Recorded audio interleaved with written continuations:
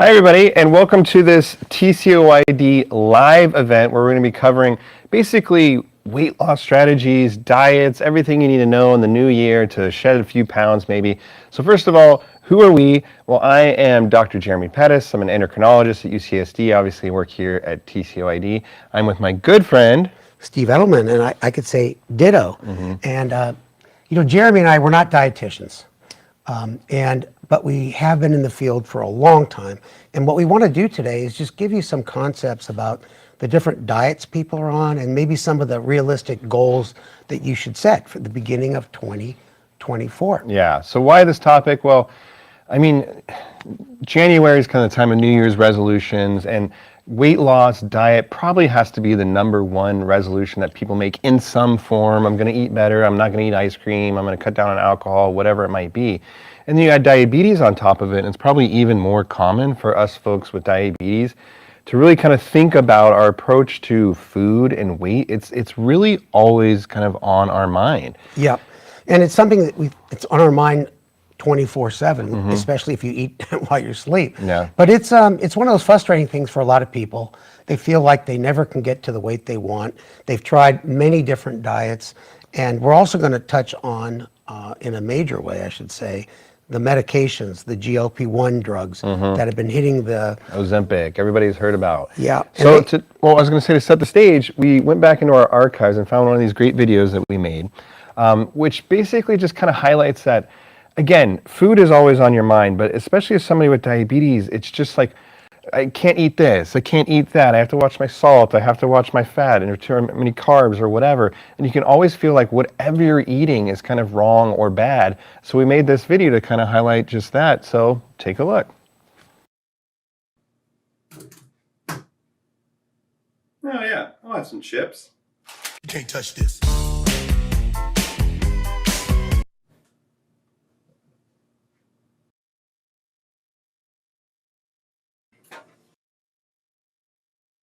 Can't touch this.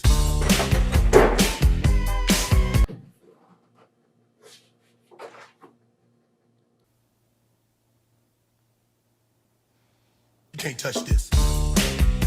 Yep, okay, can't touch this, I get it. Sorry.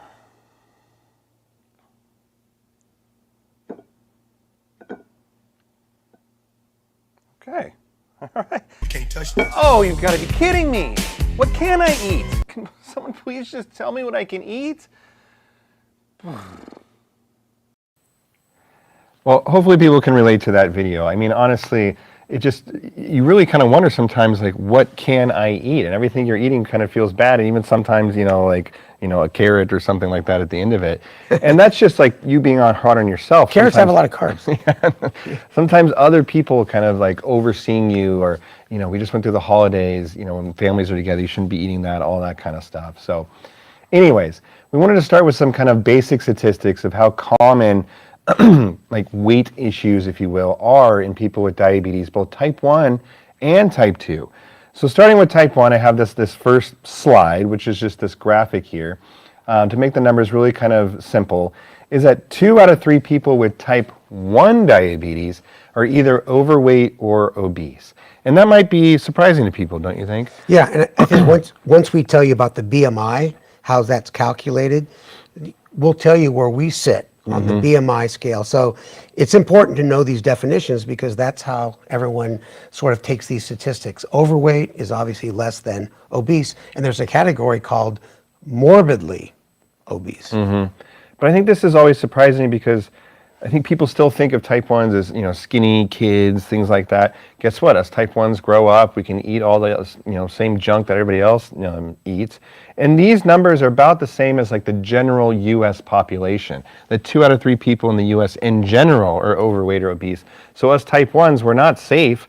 And in fact, because we're taking insulin, we have to deal with lows, it's hard to exercise, we suffer just as much as everybody else from weight issues. Yeah, and Jeremy and I published a paper looking at what we call administrative claims database, tons of people. And we looked at type 1's weight, and the weight goes up as you age, just like the general population, for all the normal reasons. And that's important because we also develop a little bit of insulin resistance too. So, all right, so then type 2s, this next slide says that, again, to kind of keep these numbers simple, is that 9 out of 10 people with type 2 diabetes are either overweight or obese. So if you're watching and you have type 2 diabetes or type 1, it's very likely that you're kind of, thinking about your weight. Now, importantly, I have here on the slide that weight gain or being overweight or being obese doesn't cause type 2 diabetes. These things run like very closely together. The genetics of these things overlap. But that's important because a lot of times people will say, oh, you're overweight, well, you ate yourself into diabetes, and that's really not true. Yeah, and a lot of you folks get browbeaten by your relatives. I would do that to them. But the other thing too is, and we've talked about this online in our programs and our video vault, that the weight that people with type 2 get is called central or visceral adiposity, kind of the large belly, and that's a specific type of fat. It's called intra-abdominal fat, and it's associated with type 2 diabetes, high blood pressure, all kinds, the metabolic syndrome. So it's a certain type of fat that's very specific for folks with type 2. All right, so this next slide is, let's talk about what it means to be overweight or obese. And these actually have very strict definitions. I think we use the term overweight a lot and kind of in the lay, just talking to people, oh, I'm overweight, I want to lose weight. The term overweight has a definition, the term obese has a definition. I'm the green guy. Yeah, so this all comes from, what we call your BMI, your body mass index. And I'll get to the next slide, which talks about how to calculate that. But it basically takes your height and weight into account and spits this number out. The reason is that, if you're 150 pounds and you're 5 feet tall versus 150 pounds and 7 feet tall, there's a very different, kind of weight situation there. So it's your height and your weight. And from those numbers, it puts them into these broad categories. So if your BMI, if you can kind of Google it and put in your height and weight, if you're less than 25, then you're normal. If you're between 25 and 30, that is the definition of overweight. And then if you're above 30, that technically puts you into the obese category. And as Steve was mentioning, there's above 40, which is the severely obese. And we don't have these terms just to make people feel bad. With each of these different buckets, you increase your risk of cardiovascular disease, other metabolic problems. So that's why we have these definitions. Yeah, and the BMI can be misleading. Mm-hmm. So you take a running back. My favorite guy was LaDainian Tomlinson of the San Diego Chargers, retired now. But you hate the Chargers. Well, that's after they left San Diego. But he's 5'10", my height. He weighs 250 pounds, all muscle. His BMI is over 30. So once again, it's a general category. It's important, but it doesn't define your health. Yeah, it works for most people, except for the really thin, like kind of elderly, or maybe like bodybuilders. But on this slide, I have my picture here. You see Jim's beeping at you. On this picture of this guy that's in the overweight category, because whenever I calculate my BMI, it's usually just over 25, 26, somewhere in that area. And the reason I have that is that, and I think you would be close to that area too. Yes. Is that Steve and I are, we're always talking about weight. We actually used to do this thing where we'd send each other our weight every day. You do that with Bill Polonsky too. Yeah, you stopped. I dropped out because it wasn't helping me at all. But that we are with you guys on this, that we're thinking about what we're eating, thinking about exercise, ways to lose weight. So don't look at us and think, gosh, these like beautiful, perfect specimens of men must not like have these problems at all. We actually do. I'm wearing one of those spanky belts. Yes, he usually does. But let me just say one more thing about the weight. I'm definitely overweight, probably 27, something like that. But we all have what we call a lipostat, is your body is set to be a certain weight.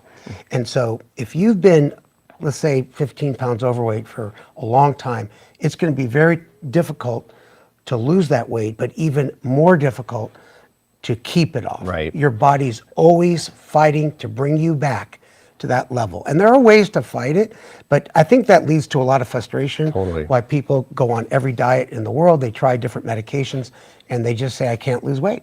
And that's really important. I mean, body weight is a tightly regulated statistic that your body keeps you at a certain weight. When you look at your weight from January 1st this year to January 1st last year, it's probably within a pound or so of each other, maybe a couple pounds, which is amazing given the amount of calories that we're eating and burning during a year. So your body is always kind of trying to maintain your weight. So you are kind of fighting an uphill battle if you've kind of set at an overweight level. So to be realistic, you should try to have your first goal to be to not gain any more weight, to maintain, and then maybe get in shape. Right. Because I was talking to Jeremy before we started that you could be a really healthy person that's overweight or obese, and you could be a very unhealthy, skinny person. So I got 2 more slides and we'll jump into actual diets that we can talk about. So the first one is that I just Googled, calculating your BMI. You can literally do this, go on to Google, BMI calculator. Something like this comes up. In this one, you can click on standard, which I do, which means like it's feet and inches versus metric would be like meters and stuff like that. So make sure you do feet and inches. And then you put in your pounds, you just tap compute BMI and it'll spit out a number. So then you can at least know where you're starting if you're in the overweight, obese category. So you have an idea of actually what your starting point is. Yeah, and this number is important, especially if you're trying to get drugs like Wegovy or Zepbound that insurance companies will pay if you have, for sure, a BMI over 30. And if your BMI is 27 and you have cardiovascular risk factors, which are easy to add up, and I'll tell you how to do that later online, you can get approved for some of these drugs, which are quite expensive. I don't know, Jeremy, you want to go through a couple of these? We're going to go through the diets, I think. But before we jumped into the diet, we wanted to talk a little bit, because Steve and I were just chatting about this, about food diarying, using a food diary, and then like maybe some of these apps. So a lot of times when you see a dietitian or nutritionist, or before you start a diet in general, they'll ask you to do this. A food diary is you literally just write down everything that you eat, and they'll usually ask you to do this for about 3 days or so. And I really recommend that people do this. And if you're going to do it, just say like, look, this is just for me. I'm not going to show this to anybody. Just kind of non-judgmental. Everything that you eat in those couple days, actually write it down, because it can be really eye-opening. Yeah. Because I don't know about you guys, but I know, Steve, you deal with this, that I do pretty good during the day, but between dinner and like bedtime, I'm just eating. And like you kind of don't even like think about it. You're just kind of mindlessly snacking. So being accountable and just being honest, okay, like here's what I'm eating during the day. It can give you an idea of when you're kind of putting in most of the calories so you know where you're starting. And that's what most of these apps do. They'll ask you to kind of log your food to keep you accountable. So you don't have to do the fancy apps, but just starting with, okay, what am I eating? How often am I eating before you start kind of any of these diets? Yeah, I mean, no one likes to record anything. Remember the old days when we used to prick our fingers? A lot of times no one writes it down. Then when you looked at the summary, it is kind of like, oh, look at that trend, something that you may not have picked up. And the other thing for me, if I'm trying to watch my calories and not snack at night, if I write down, and I use an app that I can dictate it, so it's easy. I say, do I really want to eat that bowl of ice cream? 2 Oreo cookies. A little recorder. I want to hear this thing. I got the low-calorie chocolate peanut butter ice cream from Target. So I mean, you might say to yourself, gee, do I really want to eat that? Yeah. And you might say, let's change it for Diet Jello or something like that. But some of the other suggestions are, you gotta eat the food you like in moderation. And it's all about portion control. You can't really restrict yourself. You're not going to be happy, but it's really important to just look at the portion size. Yeah. And I'm a big believer in looking at labels, because a lot of times the restaurants will have their calories and they'll say the calories and carbs. That's what I look at. And the other key thing is the portion size. You might say, hey, this bowl from the Chinese restaurant, is not very high in calories, and the plate has 7 servings. Right. So it's just a mindset that you want to know what you're taking in, and you can make some really better choices of foods you like. Right. I'm thinking of P.F. Chang's. Big difference. So food diet can be helpful before you start. The other thing is setting goals. Yeah. And we're talking about weight loss. So this is probably one of the most important things, that kind of an aggressive weight loss strategy would be about ½ pound a week, maybe up to a pound, but somewhere in there. So a lot of people will say, okay, by the end of January, I want to lose 10 pounds. It's just not going to happen. So if you march out, okay, if I lose, let's say, half a pound a week in a month, that's 2 pounds. Like in a couple months, that's 4 or 5. So you can be a little bit more realistic versus just feeling like you're failing right away. A lot of people do these cleanses and they just kind of get rid of a lot of water weight and they'll lose 5 pounds but gain it right back. So you have to kind of set these long-term goals prior to starting. Yeah, you mentioned water weight. Well, I was watching the evening news last night, and there's a run on laxatives. People can't get Ozempic drugs, and they're flying off the shelves, and that can be dangerous. Yeah. You're not losing real weight. You're just losing, you can get dehydrated and things like that.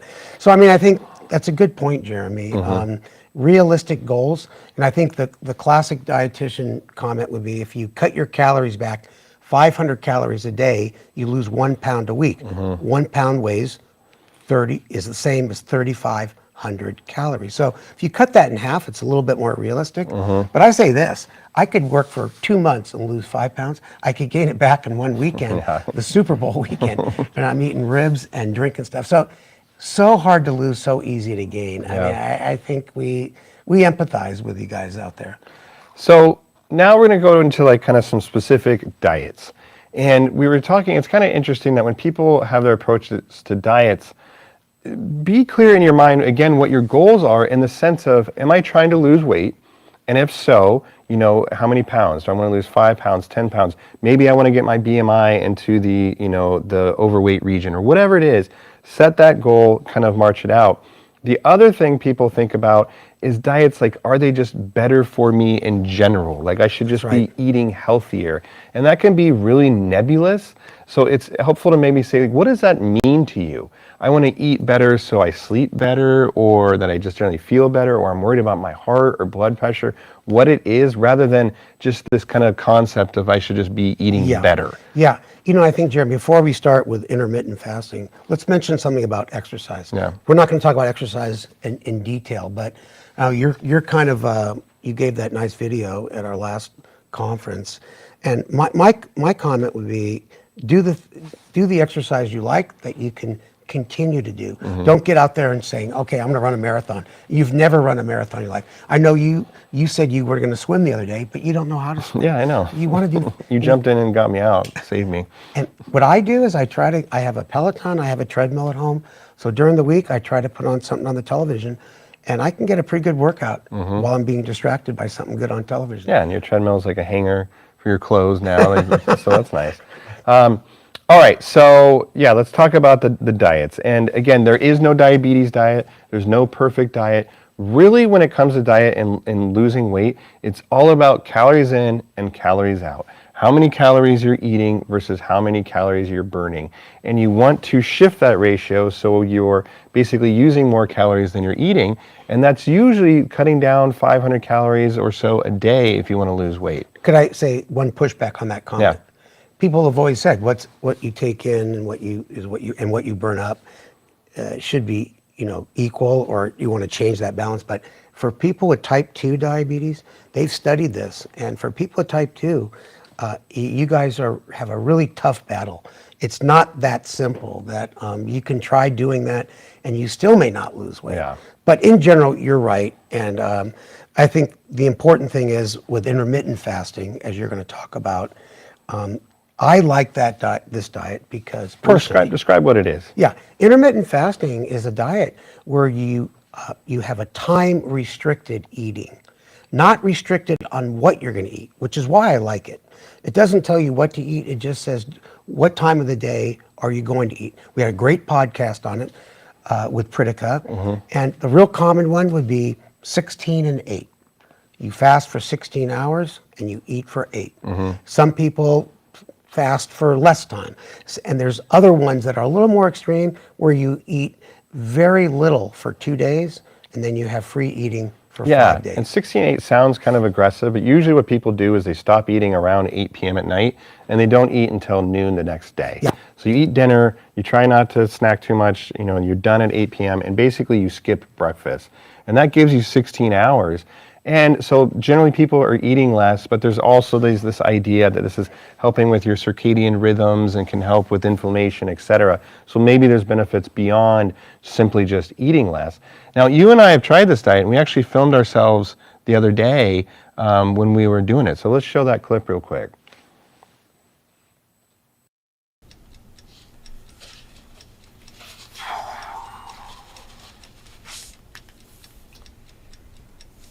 Man, is it noon yet? Not yet. God.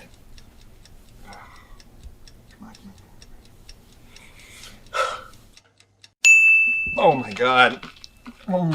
Oh man. Man, this intermittent fasting sucks. Oh my God. All right, so Steve and I, we kind of adhere to this diet that, trying not to snack too much at night.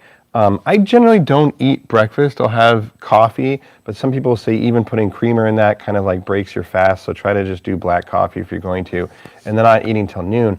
The problem is exactly that. When noon rolls around, you overeat, you kind of binge on, lunch, and you just kind of end up eating way more than you would normally. Yeah, I like it myself. That's just my own personal desire to do that because I'm not a breakfast person. I do have coffee with milk, and I've heard that you got to do what works for you, and you can get into a very minor state of ketosis. You start burning some fat, and if you can sustain it, it works pretty well. Yeah. And it is one of those diets that people really like, and it's probably one of our most popular podcasts, the intermittent fasting. Because once again, it's not telling you what to eat; it's just telling you the time of day that you can eat. And that's nice because it's hard to just kind of be like, oh, like how much fat is in that? How many carbs are in that? It's simple. Like, time of day, everybody can understand that. I can eat during this time, can't eat under this time.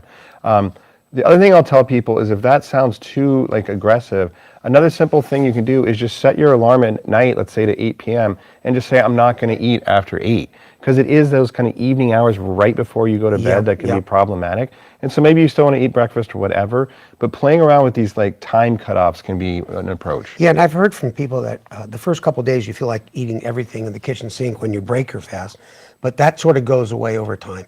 And I know other individuals that say, I have to eat breakfast. It's important to me, and this may not be for you. Yeah. And I think you're right, Jeremy. If you can have an early dinner, it's always good for us people with diabetes to eat earlier. You can go to bed with a better blood sugar. You're already got a 12-hour fast going there. And it doesn't have to be 16. And this whole breakfast is the most important meal of the day is a scam. It really is. Well, you went to Chick-fil-A this morning. I did, but it wasn't, it's kind of like a pseudo lunch. You got the chicken bites. They were 0 carbs. But anyways, you don't have to eat breakfast. You can skip it. And that also is something that's persisted with diabetes. When we were on all these medications previously that cause low blood sugar, the rule used to be if you had, especially type 2 diabetes, you had to eat frequently to avoid going low. You don't have to do that anymore. You can get on a medication regimen if you're type 1 or type 2 that should allow you to not eat all day and not go low. Yeah, absolutely. All right. So give that one a try if you want. And you're going to see, we're not going to recommend, say this is the diet you need to do. These are all options. That's right. And it's really about finding one that might work for you. You're reminding me of one of our videos we did with Adriana talking about low carb snacks.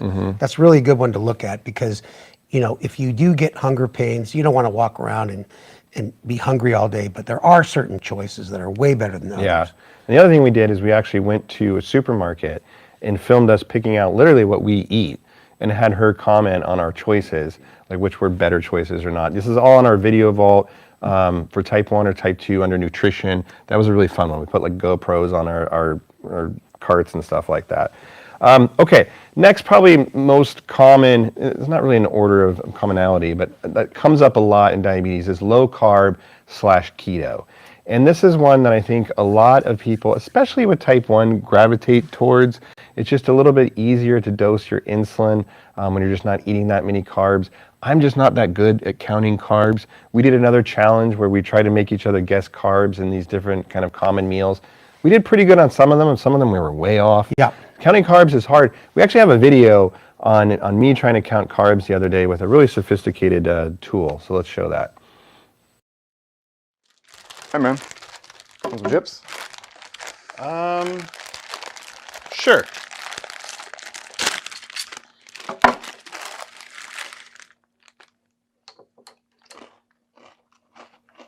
Jeremy, what are you doing? What's that? I said, what are you doing? I'm counting my carbs. With an abacus? Yeah, man. You got some better way to do it? Yeah. Watch the next session. Yeah? Well, can I keep my abacus though? If you want it. Weirdo.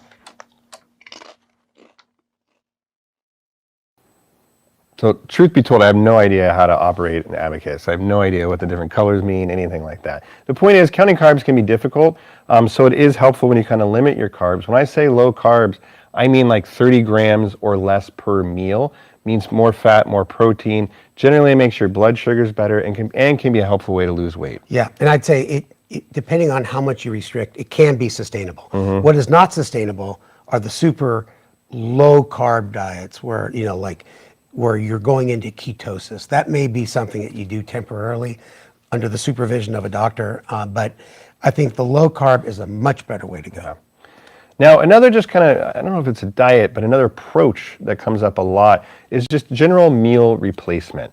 And this can be a good way to go. These are things like, Glucerna or Boost or Ensure. They can be liquids or they can be meals like Healthy Choice or whatever. You go to the supermarket, all kinds of sections on like diabetes, healthy eating, these kinds of things. These generally work if you truly use them as a meal replacement or, a snack in between meals. But instead of eating like a full breakfast, you have a shake. Or instead of eating a huge dinner, you have a Healthy Choice meal. So if you can actually replace one of your larger meals with one of these kind of meal replacements, that can be a good way and kind of help people mentally to cut out the calories. The one reason I like the Ensure because it's got a high amount of protein. And protein does help The Glucerna. suppress. Yeah, the Glucerna. Yeah. Thank you. Because it does help suppress the appetite. Yeah. Now, other just kind of broad categories, we want to get to the medications. So there's plant-based diets, which are very close to kind of vegan diets. There's the paleo diet that's gotten a lot of attention on kind of more heavy protein and things like legumes that you wanted to talk about. Steve was like, what is a legume? Yeah, So we got a bowl of legumes here, which is basically beans and some different kind of nuts. Still not exactly clear what classifies as a legume, but we like saying the word legume. So Lentils. Well, let me just say real quickly that let me just mention the plant-based diet. That's got a lot of attention. Plant-based diet is super healthy.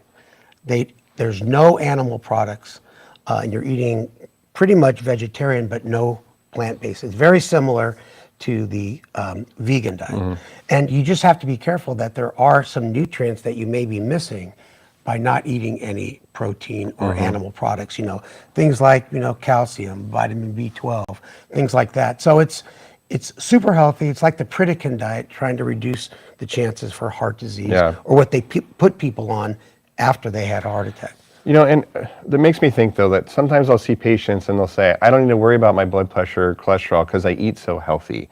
And these things, you need to tackle these together. There's no point in going on one of these diets if your cholesterol's through the roof and you're not treating your blood pressure. These are not a replacement for kind of your medications and medication goals. They can be helpful, but it's not enough just to say I'm eating healthy. Yeah, that's true. And the other diet that's been very popular is the Mediterranean diet. It had its day a few years ago, but it's one of these sustainable diets, and they mimic the diet that were cities along the Mediterranean Sea. And it's basically staying away from processed foods. Yeah. A balance of nuts, legumes, protein, low fat protein. So I think that's one of the diets that really gets all the nutrients and sustainable. Yeah. And I think, Mediterranean vacation, makes you think of good things. It sounds cool. I eat a Mediterranean diet, which is basically for me a bunch of red wine and, cheese. All right, so let's switch to medication. So we just went through this. The tough part about diet is the whole lifestyle. You have to be like changing it, every time you're eating, you're thinking about, your approach, etc. Medications are not a silver magic bullet by any means, but they can be very helpful. I would encourage you all to read up on the different diets because we don't have time during this short program, and they're quite different. You got the paleo, which is a lot of meat. You got the plant-based, which is no meat. Tofu, other sources of protein. So they're quite different, and depending on your medical conditions and what is your personal preferences, you might like one better than the other. So I was trying to transition to meds now. Can I know, do that? I know. I just want to Yeah, say you one bring more me thing. back. Okay. I want to talk more about Legumes. Yeah, we'll do a whole thing on legumes. All right, so medications. So we're going to jump right to it. So the most common now are, Ozempic, and medicines like Ozempic, which are Manjaro, Wegovy, and then Zepbound. They're all basically the same drug, meaning that it's called GLP-1. It's a hormone that essentially makes you eat less, makes you feel full, so people lose weight. Now, all of these are once a week injections. The differences in the names depend on if you're using it to treat your diabetes or if you're using it to treat obesity, but again, all essentially the same class of medication. Yeah, just say the FDA in their wisdom, they forced the drug companies to call it a different name and a different indication. Many of you folks with type 2, we talked about, have issues with your weight. So, you could qualify for the obesity and type 2 diabetes, but they call it a different name, and it makes a big difference when your doctor or your caregiver is prescribing it. Do you ever hear of the prior authorization, where us caregivers have to beg and plead for it, put reasons why, you might need it. So it's crazy stuff, but the important thing is, it's the same medication. Yeah, and these really have been a huge breakthrough. I mean, I can't tell you the number of patients I've seen, I'm sure you have too, Steve, that have said exactly what we're saying. I've tried every diet, I've tried every crazy over-the-counter caffeine pill, you name it, and just, maybe I lose pounds for a little bit, but then come right back. This is, a good amount of weight loss using actually a natural hormone that your body makes that can be sustained as long as you continue taking the medication. Sometimes people will say, well, do I need to take this forever? Yeah, probably, but you should probably be saying that's a benefit because it helps your diabetes, your weight, has cardiovascular benefits, kidney benefits. We're not trying to push drugs by any means, but if you're trying to lose weight, this is something really to consider. Yeah. Well, you know what? There's one of my sayings when people say to me, oh, do I have to take this forever? Well, a couple things. You want to take this drug forever. I mean, you look at drugs like Ozempic and Wegovy. They reduce heart disease. They reduce your A1C, they reduce your weight, all the issues that go with weight, heartburn, arthritis, fatty liver, and they just showed that it can help the kidneys as well. So if you're going to continue any drug, this is the class. Yep. And now the other thing that's really important to say, super important. Okay, say it. Okay, people lose a lot of weight. They lose a lot of weight on these medications. It's life-changing for them, 30, 40, 50 pounds. And then the issue is they think they don't need it anymore. Or, God forbid, they can't get it anymore. They can't afford it. The insurance company changes their rules. And then what happens? They've studied this, Jeremy. They've taken people that have lost 30 pounds. They said, okay, we're going to take it away. We want you to do everything you're doing lifestyle to maintain that weight loss, and they can't do it. They don't get it all back. Yeah. And everyone's different. And here's the issue. When you lose weight originally, you lose a little bit of protein, a little bit of muscle mass, and mostly fat. When you gain weight back, when you go off it, it's all fat. So it brings up the importance of yo-yoing is not healthy, and why we should be exercising and building muscle mass all the time, whether you're on these drugs or not, but especially as you're losing weight. That's the most important part of this program. You could leave. Thank you. All right, so I have an example of an Ozempic pen. Now, if you haven't seen one of these look essentially identical to an insulin pen. And for all these different medications, Ozempic is just probably, again, the one that people hear the most about. There is a titration. You start at a low dose once a week, and you slowly titrate over time. The reason is that people can have side effects, especially when they start, that typically go away with time. Those side effects is you can feel nauseous from feeling really kind of full. Sometimes people will even actually vomit. You can have just kind of general gastrointestinal discomfort. But if you can get over that hump of that first month or so, people generally do well. And a lot of people don't have any side effects at all. But the reason I wanted to show you this pen for Ozempic, and again, it's similar with other medications, is that you click, and you're not going to be able to see it, but you essentially click up to the first dose, which for Ozempic is 0.25 milligrams. So that's the starting dose, the lowest dose that's prescribed once a week.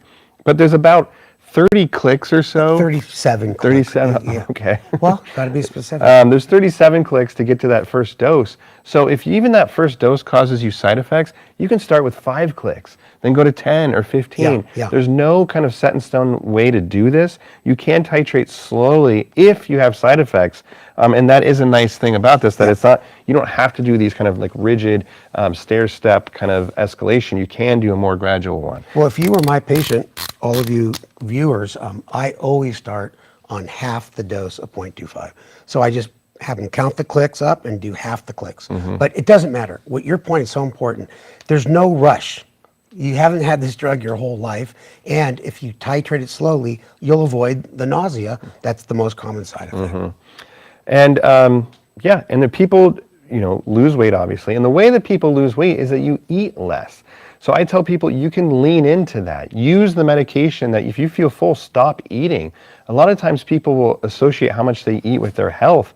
And like, I need to eat this whole food because this whole sandwich or whatever, because then that makes me healthy. If you're not hungry, don't eat. And that'll help you lose more weight. What's nice about these drugs, you don't even have to think about it. It happens. Yeah. Could I have that Wegovy pen? Yeah.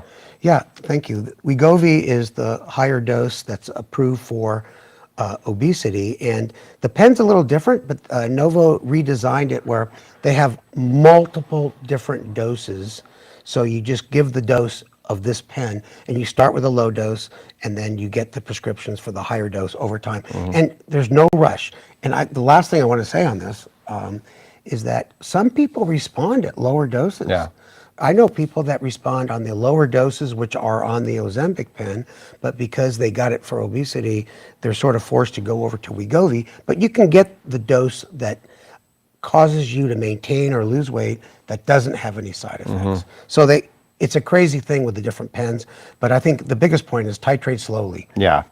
So these drugs are super, they're effective, they're helpful. If you have tried one of these and had a lot of side effects, you can try a different one, try a different dose. And same thing, if you've been on it for a while and stopped, you can go back on it. But I want to remind people to please type in your questions because we're going to get to those next. Should say something about Monjaro. Yeah. So Monjaro, we got some great videos on Monjaro when we're in Italy. That it originally approved for diabetes control, and then because people lost so much weight, they now have it approved for obesity. It's called Zepbound. Yeah. And it comes in different doses. What would you say the difference in the Zepbound from Wegovy in terms of the structure? Because people hear it's 2 different drugs in one, 2 different receptors. From GLP-1, it's Yeah. very similar. So first of all, I think it's good to highlight. So you have Ozempic approved for type 2 diabetes. That's the same drug as Wegovy approved for obesity. Then you have Monjaro that's approved for type 2 and Zepbound that's obesity. So there's actually 2 different medications with 2 different indications. That gives you 4 different medications. So it sounds confusing, but basically talking to your provider about which one of these I should be on. By the way, if you have type 1 diabetes and you are obese, you can get these medications prescribed for obesity because they're not technically approved for type 1. So it's an important kind of semi-loophole that if you have type 1 or type 2 versus obesity, there's different ways that you can try to get these drugs covered. Yeah, make sure your doctor puts on the indication obesity and doesn't mention diabetes anywhere. If you have type 1. If you have type 1. Yeah. Even type 2 if you're trying to get, Wegovy or Zepbound. So it's a whole new world out there because the weight loss that you get with these medications, it's healthy weight loss, and it rivals what you get with bariatric surgery, not the big, where they change your whole stomach around, the gastric bypass, but the gastric sleeve and the gastric balloon. So it's so much more physiologic to lose weight this way. Yeah. All right, so some questions. You ready for questions? Yep, I am. So I'm a type 1 and considered overweight by my BMI, trying to get approved for Ozempic or Monjaro. I've been turned down twice. Any advice? How should my doctor word it? So this comes up a lot with type 1 diabetes. And it's really hit or miss. I prescribe these meds a lot for type 1. Sometimes they just get approved by insurance. Sometimes there's a struggle. Generally, if I end up writing a letter, I can get these approved, especially if you are overweight, and you have a risk factor such as diabetes, your provider can put in, overweight or obese or insulin resistance sometimes is another one that works for type 1s. Yeah. So it might require a little bit more of a fight on your provider's side, writing a letter, something like that to get it approved. Yeah, and for doctors and other healthcare professionals in private practice that have to do these forms themselves, it's tough because they take time. Yeah. But Jeremy and I were at UCSD, and we have a person that does prior authorizations. That's tremendously helpful. Even the VA where I work, we have these medications, and so kudos to the VA for offering it to the veterans. All right, rapid fire. I've been on various GLP-1s since 2008, mostly Victoza. I just started Ozempic 2 weeks ago. Am I going to see change in weight? Yes. In general, as time has gone on, these GLP-1s have become more potent, and that people will lose more weight compared to previous ones. So if you went from Victoza to Trulicity to Ozempic, you probably will see some change in weight. And you might need to go up in the dose. What do you think of Ginny Craig? So these things like Ginny Craig, Weight Watchers, again, if it fits your lifestyle, if it's something that keeps you accountable, they can definitely work. So, again, we're not up here saying you have to do this or have to do that. But these programs, I think the biggest benefit of them is the community, having support, etc. So it's something worth trying for sure. Well, it's interesting that you mentioned Weight Watchers, because they now announce that they're going to be hiring doctors to write prescriptions for Ozempic along with their weight loss program. Yeah. And there's a company called Calibrate that has a bunch of doctors that write prescriptions for Ozempic, if it's indicated, with a lifestyle modification program online. So a lot of companies now are bringing in these GLP-1 drugs with their other services. Weight Watchers for set healthy meals, and companies like Calibrate, lifestyle, behavior modification, exercise, things like that. All right. Does Mounjaro cause less nausea than Ozempic? No. The rates are similar. Again, you have to kind of start low and go slow. What impact do these GLP-1s have on gastroparesis? So that gastroparesis is kind of your stomach motility is a little slower. Hey, I'm the expert on that. Okay, and it can make it worse. So what do you want to say about that? I want to say, I was going to say the same thing you just said. No, I have gastroparesis, and here's the thing. Gastroparesis, you don't just have a terrible case or you don't. Usually most people where the stomach motility slows down, if you eat way too much at one time, that's when it kicks in. So in a way, these drugs may be helpful. Now, if you have really bad gastroparesis, like super bad, 10 out of 10, then these drugs aren't for you. All right, if I don't finish the food because I'm full, but I already bolused for a sandwich, what do I do? Well, I think the point here is that if you're on insulin and one of these drugs, you generally will need to start taking less insulin. So especially when you start having some juice or glucose tabs around, but it's typically a good thing that people use less insulin when they're on these medications. I have a good suggestion. Have a bowl of Trix. That'll help you from getting low. How is Trulicity different than Ozempic? These are all in the GLP-1 class. So Trulicity is just another version of these drugs. My BMI is up after the holidays, and I heard that these drugs can help me stop thinking about food. Is that true and a good reason to be on these? So something you'll stop thinking about food. People still get hungry, but they usually get full quicker.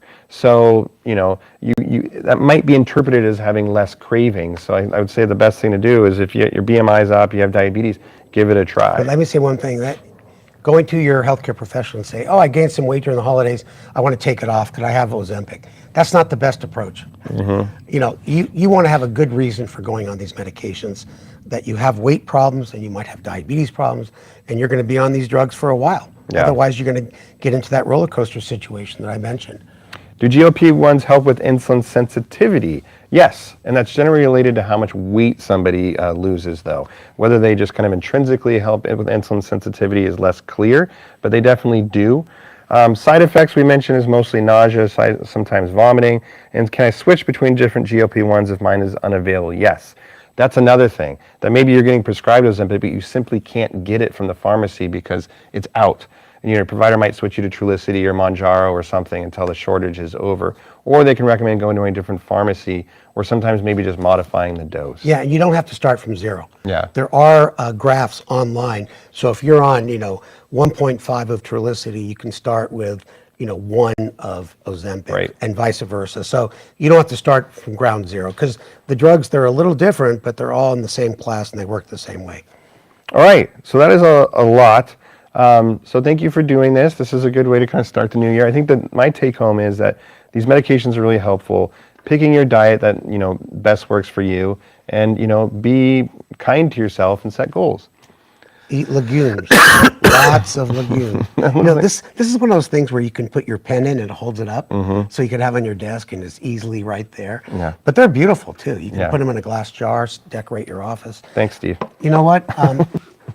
We're just I learned- ending with legumes. They can also hold your pen. I learned a lot from you. I learned a lot from you. Okay. Thanks, everyone. Good luck and have a great year. Legumes.